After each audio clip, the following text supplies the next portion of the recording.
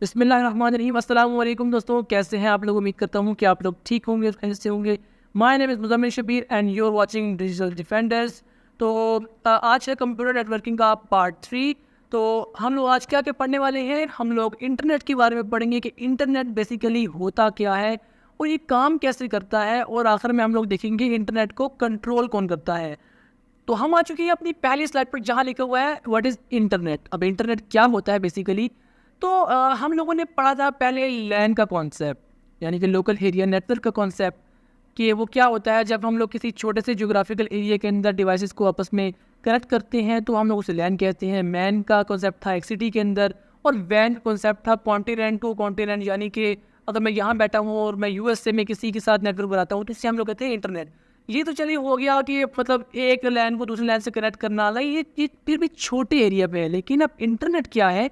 Internet एक global network है, यानी कि हम इसमें जितने भी कंप्यूटर्स हैं, लाइक आप कह सकते हैं कि इस दुनिया में जितने भी कंप्यूटर यूज़ हो रहे हैं, अगर हम उनको आपस में कनेक्ट कर दें, हम उनके दरमियान में एक नेटवर्क फॉर्म कर दें, तो उसे हम लोग इंटरनेट कहते हैं। अब इंटरनेट की डेफिनेशन पढ़ देते हैं। The internet is a global network of interconnected computers. तो इंटरनेट जो है वो इससे बनता क्या है? इससे बनता है इंटरकनेक्टेड नेटवर्क। अब यहाँ पे नेटवर्क की बात आ रही है, इसका मतलब है कि हम लोगों ने कंप्यूटर्स को आपस में कनेक्ट करवाना है, यानी कि उनमें आपस में कम्युनिकेशन करवानी है। और कम्युनिकेशन करवानी क्यों है?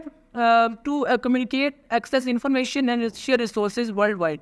तो हम लोग इसके ज़रिए हम लोग जो है वो इंफॉर्मेशन एक्सेस करते हैं, हम लोग रिसोर्सेज को शेयर करवाते हैं एक दूसरे के साथ, ताकि यहाँ बैठे हुए दुनिया के किसी भी कोने के अंदर जो है वो इंफॉर्मेशन को एक्सेस कर सके। ठीक हो गया। तो हम आ चुके हैं अपनी स्लाइड पर कि हाउ इट वर्क्स। हम इंटरनेट का रोज़ाना इस्तेमाल करते हैं, लेकिन हमें ये नहीं पता कि इंटरनेट काम कैसे करता है, इसकी वर्किंग क्या है। तो सबसे पहला जो हमारे पास पॉइंट है वो है यूज़र इनपुट। अब आप जब अपना लैपटॉप या अपना पीसी या अपना मोबाइल ओपन करते हैं, तो अगर आप कोई भी ब्राउज़र ओपन करते हैं, आप ब्राउज़र आप कोई भी ले सकते हैं, क्रोम ले सकते हैं, फायरफॉक्स ले सकते हैं या एज ले सकते हैं। ठीक हो गया। आप वहाँ पर जाकर कोई चीज़ सर्च करते हैं। फॉर एग्जांपल मैंने यहाँ पर जाके एक साइट सर्च की जिसका नाम है youtube.com। मैंने उसकी जहाँ स्पेस गिवन होती है सर्च करने की, सर्च बार जिसे हम कहते हैं, उसमें मैंने सर्च कर दिया youtube.com। ठीक है, और मैंने एंटर प्रेस कर दिया। अब फर्दर आगे क्या होगा? DNS lookup. तो उसके बाद है DNS लुकअप। अब DNS लुकअप क्या होता है? लेकिन इससे पहले हम DNS को समझेंगे। DNS stand for domain name system. अब डोमेन नेम सिस्टम क्या होता है बेसिकली?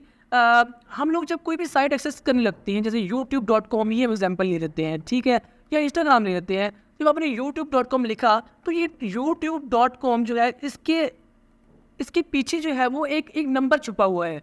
यानी कि एग्जांपल ये 192, फॉर एग्जांपल तौर पे, मुझे नहीं पता इसका कौन सा है, लेकिन 192.128.12.2 ये नंबर छुपा हुआ है। ठीक है। अब ये बेसिकली नंबर क्या है?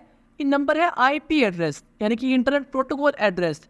अब इंटरनेट प्रोटोकॉल एड्रेस क्या होता है? ये एक हर डिवाइस का एक यूनिक एड्रेस होता है। जैसे कि अगर आपका घर है जो, वो उसका एक यूनिक एड्रेस होगा। अगर किसी ने वहाँ पर पहुँचना होगा, या फिर अगर आप तो समझिए अगर आपको किसी ने कोई लेटर भेजना है तो वो आपके घर का एड्रेस लिखेगा, और अगर आपने किसी को लेटर भेजना हुआ तो आप उसके घर का एड्रेस लिखेंगे। तो सेम यही काम होता है कि जो वेबसाइट होती है उसका एक IP एड्रेस होता है, वो जिस सर्वर पर रन कर रही होती है उसका एक IP एड्रेस होता है।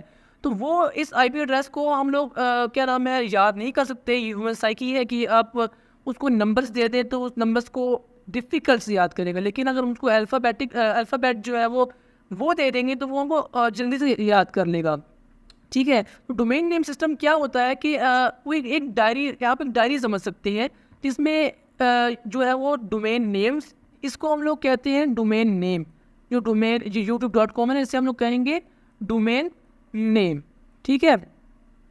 तो डोमेन जो है वो डोमेन नेम इसलिए रखा जाता है ताकि इसको याद रखने में आसानी हो, लेकिन इसके पीछे एक IP एड्रेस ही चल रहा होता है जिस पर वो जो है वो वेबसाइट जो है वो रन हो रही होती है, जिस सर्वर पर रन हो रही होती है। उसके बाद क्या करता है कि यहाँ पे हम लुकअप देख लेते हैं। DNS लुकअप क्या होता है? The browser check its cache for the IP address correspond to the URL। देखिए, अब आपने जिस साइट को रिक्वेस्ट भेजनी है, आपको उसका IP एड्रेस चाहिए होगा। तो हमारा ब्राउज़र क्या करता है? हमारा ब्राउज़र अपने कैशे मेमोरी है उसको देखता है कि यार मेरे पास इस साइट का IP एड्रेस मौजूद है कि नहीं है। अगर है तो वहाँ से एक्सट्रैक्ट कर लेता है, अगर नहीं है तो वो ISP को सेंड कर देता है, यानी कि वो रिक्वेस्ट ISP को सेंड करता है आपके राउटर के थ्रू। ठीक है, अब यहाँ से एक बात समझे, अब आपके ISP को रिक्वेस्ट जाएगी, अगर आपके घर में वाईफाई लगा हुआ है तो आपके वाईफाई तक जो वायरलेसली जाएगी, आगे है वो वायर्ड के जरिए जाएगी, अगर आगे भी वायर लगी हुई है तो, अगर वायर नहीं है तो वो वायरलेस के जरिए जाएगी, तो वो रिक्वेस्ट जाएगी उसको, और DNS जो ISP है वो अपने DNS सर्वर के अंदर उसको तलाश करेगा, अगर वो उसको मिल जाता है तो वो उसको सेंड कर देगा वापस हमारे ब्राउज़र की तरफ। ठीक है, तो यहाँ पर आगे हम लोग चलते हैं, अगला स्टेप है obtaining IP address. Once the DNS resolver यानी कि DNS server obtains the IP address corresponds to the URL, it returns the IP address to the user's browser। वही वाली बात की जो अगर उसको IP एड्रेस मिल जाता है तो वो वापस हमारे कंप्यूटर को IP एड्रेस सेंड कर देगा। उसके बाद हमारे पास बारी आ जाती है एस्टैब्लिशिंग कनेक्शन। ठीक है, अब हमारे पास यहाँ पर एक बात समझने वाली है कि जो आपका ब्राउज़र है ना, वो क्या करता है, वो एक पैकेट बना देता है। ठीक है, आपकी रिक्वेस्ट का पैकेट बनाता है, और पैकेट क्या होता है कि रिक्वेस्ट को छोटे छोटे हिस्सों में तोड़ लेता है वो, ताकि उसको सेंड करने में आसानी हो। ठीक है, तो बेसिकली क्या होता है, तो इस पैकेट के अंदर डेस्टिनेशन IP और जो है वो सोर्स IP, वो दोनों शामिल होते हैं कि जब डाटा डेस्टिनेशन IP पर पहुंच जाए तो वहाँ से पता लगे उसको कि अब जो डाटा है वो वापस कहाँ से आना है। ठीक है, तो जब कनेक्शन इस्टेब्लिश होगा तो ब्राउज़र एक जो है पैकेट बना लेगा, और जो है वो इसको वेब सर्वर वहाँ जो कि जिसका IP एड्रेस हमने मेंशन किया हुआ था उसके अंदर, जैसे कि YouTube का, तो वो YouTube को एक रिक्वेस्ट सेंड कर देगा छोटी सी। ठीक है, कि भाई मैं आपको एक्सेस करना चाहता हूँ, मुझे अपने आपको एक्सेस करने की परमिशन चाहिए। तो बेसिकली क्या होगा, फिर उसके बाद आपका जो पैकेट है वो जनरेट हो गया, उसके बाद आपके राउटर के पास जाएगा। ठीक है, लेकिन अगर आपका राउटर और आपके PC के दरमियान वायरलेस कनेक्शन है तो वो रेडियो वेव्स में कन्वर्ट होकर आपके राउटर के पास जाएगा। उसके बाद राउटर के आगे अगर वायर लगी हुई है तो वो, अगर ऑप्टिकल फाइबर है तो वो लाइट में कन्वर्ट होकर सिग्नल्स को ISP के पास भेजेगा। अब इंटरनेट सर्विस प्रोवाइडर क्या करेगा कि फर्दर आगे भेज देगा उस रिक्वेस्ट को। अब ISP जो रिक्वेस्ट आगे फॉरवर्ड करने लगा है ना, वो वायर के ज़रिए ही करेगा, वो वायरलेस के ज़रिए नहीं कर सकता। अब वायरलेस टेक्नोलॉजी हमारे पास ऐसी नहीं है कि हम लोग जो यहाँ से बैठ के USA के अंदर जितने भी कंप्यूटर्स हैं उनके साथ नेटवर्क बना लें, तो हमें यहाँ पर जो है वो वायर की ज़रूरत होगी। ये वायर हैं जो वायर्स हैं, ये समंदर के अंदर जो है वो बिछी हुई होती हैं। Routers around the way determine the best path for the packet to reach is destination. तो जहाँ पर जब वो अपना सफ़र स्टार्ट कर देता है वेब सर्वर के लिए, तो उसके दरमियान में राउटर्स और स्विचेस के ज़रिए पास होकर वेब सर्वर के पास जाना पड़ता है। ठीक हो गया, अराइवल एट वेब सर्वर। अब उसके बाद जो आपका पैकेट है भाई वेब सर्वर पर पहुंच गया। ठीक है, अब क्या होगा, पैकेट पहुंची ना, अब उसको वहाँ से वापस गैदर करके एक रिक्वेस्ट की फॉर्म में वापस ले आएंगे। तो request packet arrives eight web server hosting the website. ठीक है, जो सर्वर वेबसाइट को होस्ट कर रहा होगा उसके पास रिक्वेस्ट आ जाएगी। The web server process the request and generates a response packet containing the requested web page और कंटेंट। ठीक है, आपने YouTube को एक्सेस करना था ना, अब YouTube का जो भी कंटेंट होगा, आपने YouTube के फ्रंट पेज को एक्सेस करना था, तो वो उसका वो वाला कंटेंट और साथ उसका डेस्टिनेशन IP वगैरह जितने भी साथ मिलके एक पैकेट जनरेट हो जाएंगे, और पैकेट के ज़रिए जो है वो डाटा जो है फ्लो करेगा हमारे वापस, जिस तरह से वो गया था उसी तरह वो डाटा वापस आ जाएगा हमारे PC की तरफ। उसके बाद है बैक टू द यूज़र। अब वापस तो रिक्वेस्ट आनी है ना, सर्वर से क्लाइंट तो रिस्पांस आएगा। तो यहाँ पर जो मैंने लिखा हुआ है, ये मैंने मिस्टेक होगी मुझसे साइट बनाने के दौरान, तो सुनिएगा मुझे। तो क्या होगा, सर्वर क्या करेगा, अब पैकेट्स वहाँ जनरेट करके उसको यानी कि डाटा को छोटे छोटे हिस्सों में तकसीम कर देंगे, जिसे हम पैकेट्स कहते हैं। अब पैकेट्स वापस उसी पाथ को फॉलो करेंगे जिस पाथ से वो गया था, यानी कि वो वायर को फॉलो करते करते मुख्तलिफ राउटर से गुजरते, मुख्तलिफ स्विचेस से गुजरते हुए वापस क्या नाम है ISP के पास आएगा। ISP वापस हमें रिक्वेस्ट देगा राउटर को, राउटर वापस हमें ब्राउज़र को रिक्वेस्ट देगा। ठीक है, अब हमारे PC के पास रिक्वेस्ट वापस आ जाएगी।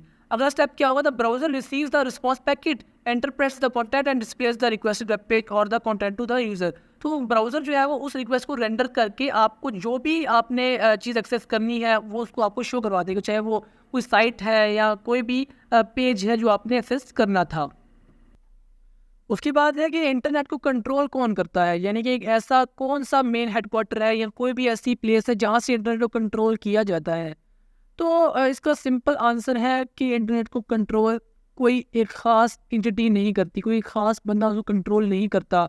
Instant the internet operates as a decentralized network, यानी कि एक इसको हम लोग कह सकते हैं इसका कोई एक मेन हब नहीं है जहाँ से इसको कंट्रोल किया जा सकता है। ये सिर्फ और सिर्फ जो है वो कंप्यूटर्स का नेटवर्क है। जितने भी वर्ल्ड में कंप्यूटर्स हैं वो अगर उन सबको कनेक्ट कर दिए जाए तो वो एक इंटरनेट बन जाता है, यानी कि इंटरकनेक्टेड नेटवर्क बन जाता है। तो हम कह सकते हैं कि इसका कोई खास मेन हब नहीं है।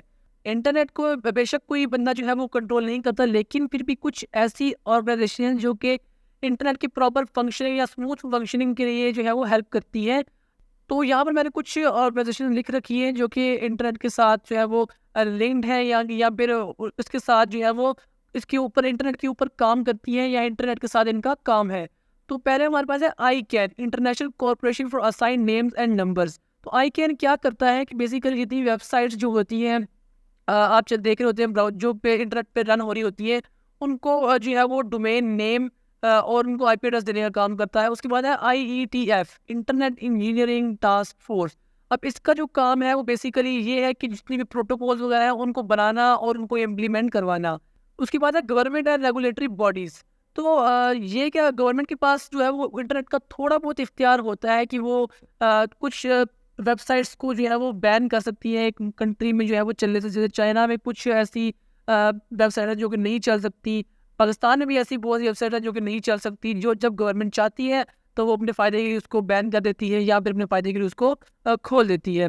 तो अगला इंटरनेट सर्विस प्रोवाइडर्स। तो इंटरनेट सर्विस प्रोवाइडर्स ऐसे लोग ऐसे क्या नाम है ऑर्गेनाइजेशन होती हैं जो कि एक कंट्री के अंदर इंटरनेट को इंटरनेट की फैसिलिटी को प्रोवाइड करती है, यानी वो तारे बिछाती है पूरे मुल्क में और इस तरह के टावर्स लगाती हैं ताकि एक कंट्री के अंदर जो है वो इंटरनेट जो है वो इजीली ट्रेवल कर सके।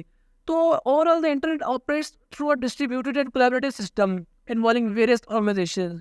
तो ये सब की कोलैबोरेशन से इंटरनेट जो है वो ऑपरेट होता है।